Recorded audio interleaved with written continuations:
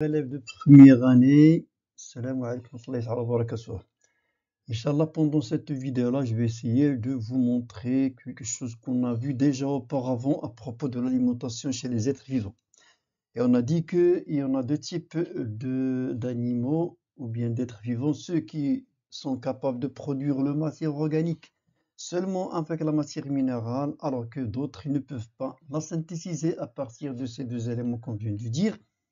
Donc, le premier groupe, ce sont les autotrophes, c'est-à-dire les plantes vertes, alors que nous et les animaux, on ne peut pas la synthétiser. Donc, cette matière organique synthétisée, quel est son devenir? Et c'est ça ce qu'on va essayer de vous montrer, Inch'Allah, pendant cette vidéo.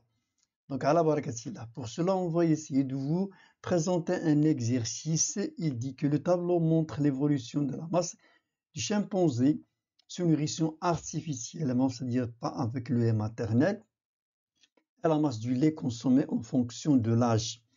Alors voilà les résultats obtenus. Premier jour, l'expérience il a duré 9 jours. La masse du lait consommé et la masse du chimpanzé en fonction de l'âge. On vous demande ici sur un papier millimétré de réaliser une courbe de l'évolution de la masse chimpanzé en fonction de l'âge. Pour cela, avant de répondre à cette question-là, c'est l'occasion de vous montrer comment on présente, comment on réalise un graphe à partir des données d'un tableau. Donc, comment réaliser une courbe?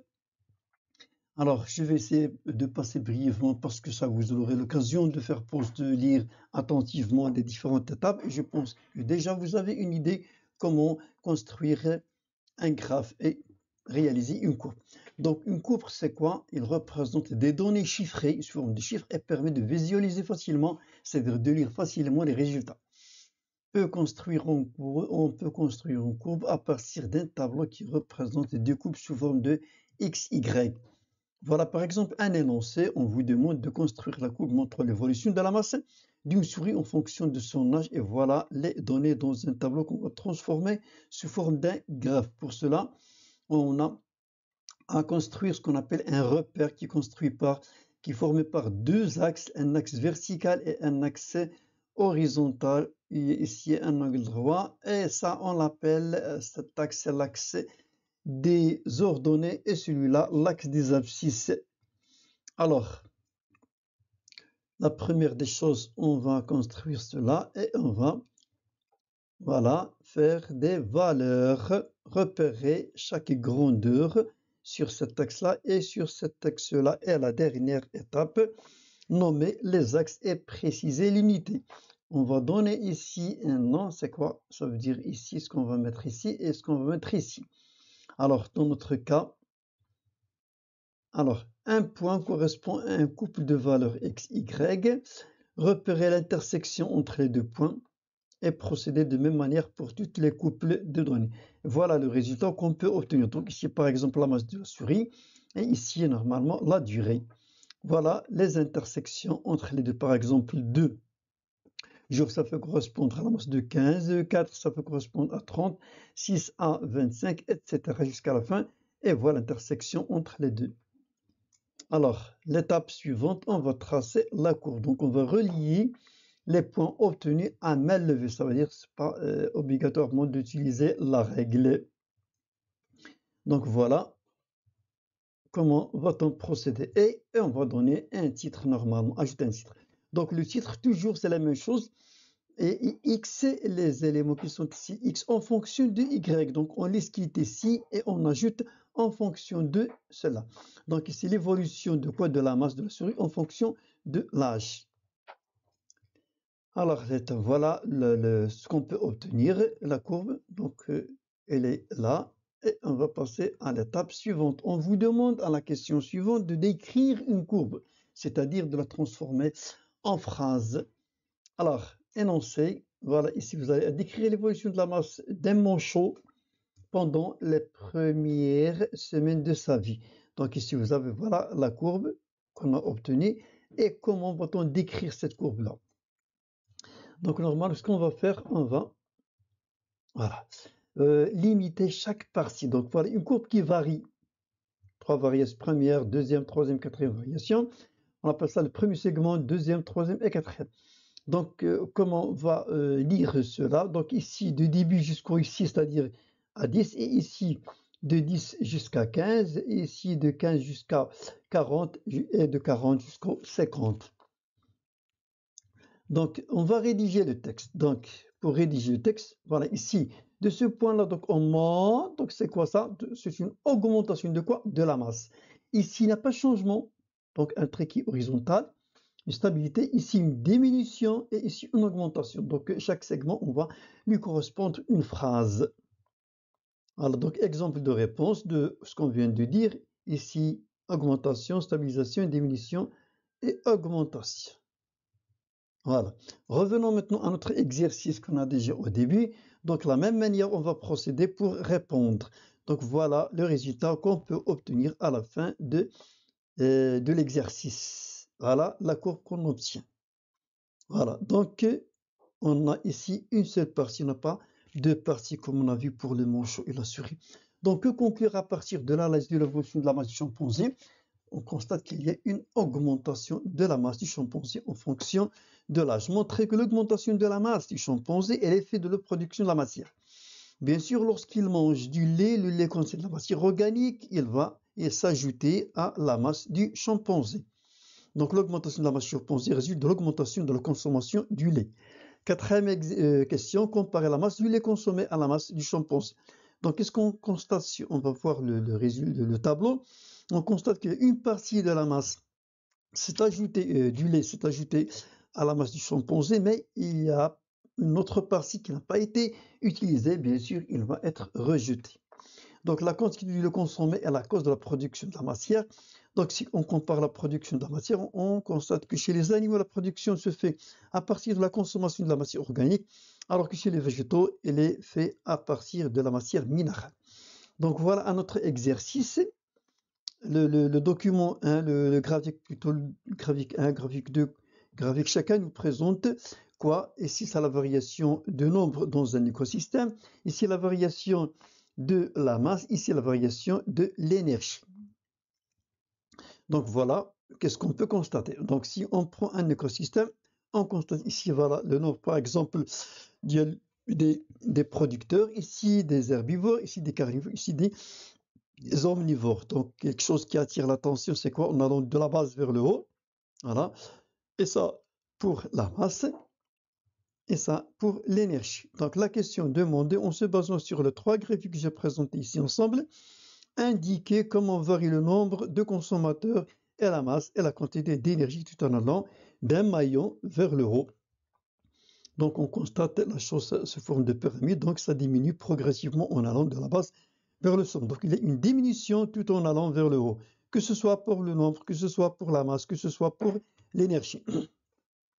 Donc, à partir de l'analyse de la graphique numéro 2, préciser comment chaque catégorie de chaîne alimentaire produit sa matière organique. Donc, les producteurs à partir des éléments minéraux, les consommateurs des producteurs et les décomposeurs des deux précédents. Donc, en conclure par rapport à la matière organique, qu'est-ce qu'on constate? Bien sûr qu'il y a un flux de la matière, c'est-à-dire en passant de la base, il y a passage de la matière organique du producteur vers les herbivores, vers les carnivores, vers les producteurs. Il y a passage de la matière organique d'un maillon à l'autre maillon. Donc, on vous demande de compléter le schéma suivant en utilisant des flèches qui partent de la nourriture au consommateur et montrer le transfert de la matière organique au sein du chaîne alimentaire. On utilise les couleurs, le vert pour la matière organique, le rouge pour la matière minérale. Donc voilà, ici vous avez les différents maillons. Voilà le résultat qu'on peut obtenir de la manière suivante. Voilà, il passe la matière organique d'un maillon à l'autre maillon et enfin tous les éléments lorsqu'ils meurent, ils seront décomposés par les décomposeurs alors qu'ils passent par les cellules minéraux et voilà une autre fois. Donc que constitue le flux de la matière au sein de la chaîne alimentaire? Bien sûr, pyramide qu'on a vu tout à l'heure. À partir de l'analyse du graphe numéro 3, préciser l'origine de l'énergie de chaque catégorie de la chaîne alimentaire. Donc pour les producteurs de l'énergie, bien sûr, la lumière, le CO2, la C+, ça, les producteurs forment leur matière organique. Alors pour les consommateurs, normalement, la matière organique produite par les producteurs. Alors que conclure par rapport à l'énergie dans un biotope? Donc l'énergie. Donc on a là, ici vous avez 2810 kJ et progressivement ça diminue. Donc aussi il y a un flux de l'énergie d'un maillon à l'autre maillon. Donc production de la matière, donc chez les plantes et chez les animaux, les caractéristiques qui accompagnent la croissance des êtres vivants. Donc pour la plante, augmente en taille et en masse en fonction du temps. Elle croît grâce à la production de la matière organique. Elle produit le bois, les fruits, les feuilles, etc. à partir des éléments minéraux, CO2, de la matière et la lumière plutôt. Ainsi bien sûr que la chlorophylle, alors que les champignons, il n'y a pas de production d'eux-mêmes. Les plantes vertes sont des producteurs de premier ordre. Alors pour les animaux, normalement, ils doivent, comme on a dit tout à l'heure, l'augmentation de leur masse en fonction du temps, bien sûr, et cette augmentation dans la viande, les os, les poils, à partir de la matière fabriquée par les producteurs. Ce sont producteurs de deuxième ordre de la matière organique. Donc, résumons à peu près. Donc, les producteurs, consommateurs 1, consommateur 2, consommateur 3. Qu'est-ce qu'on constate en allant de la base vers le sommet? Il y a ce qu'on appelle un flux de la matière, passage. C'est-à-dire le flux, c'est le passage de la base. Mais ici, il y a des flèches, c'est-à-dire que chaque fois, il y a passage d'un maillon à un autre maillon, il y a perte d'une partie de la matière, c'est-à-dire les déchets produits par les êtres vivants. Aussi, pour l'énergie, il y a aussi un passage de l'énergie de la base vers le sommet, mais chaque fois, il y a une perte de l'énergie sous forme de chaleur qui ne sera pas utilisée une deuxième fois. Alors pour la matière, ici, il y a la matière organique dégagée ou bien perdue, il sera réutilisé, mais l'énergie perdue, il ne sera pas réutilisée. Alors, donc il y a un flux de l'énergie de la matière, mais il n'y a pas un flux de l'énergie. Donc voilà ce qu'on résume. Donc si on partant de la source de l'énergie globale, c'est la lumière. Pour les plantes, il est fixation seulement de 2% par la photosynthèse. Et on passe ici une autre partie de l'énergie n'est pas consommée, n'est pas utilisée. Donc le tableau nous montre le passage. Si on prend par exemple ici 60 000 plantes de maïs, la bio, c'est-à-dire la masse de ces plantes-là, c'est 58 000 kg. Et l'énergie dans cette matière-là, c'est 240 millions, etc. Ça pour les poules, ça pour les enfants. Donc en allant de l'énergie globale, en arrivant chez l'homme, il a fixation seulement de 1% de cette partie-là. Alors, en conclusion, donc flux d'énergie au sein de la chaîne alimentaire à partir de l'étude quantitative, la quantité de la chaîne alimentaire, on peut en déduire quoi? Il y a diminution de la quantité de la matière, la masse de producteur vers le plus haut du sommet. Donc, il y a un flux de la matière à travers les niveaux de la chaîne alimentaire. Il y a diminution de la quantité d'énergie au sein de la chaîne alimentaire. Donc, le transfert d'énergie se fait dans un seul sens, sans qu'il y a récupération des pertes. Donc, il y a flux de l'énergie. Donc, l'énergie ne constitue pas un cycle alors que la matière, il constitue un cycle. Merci de votre attention, j'espère que vous avez compris un petit peu.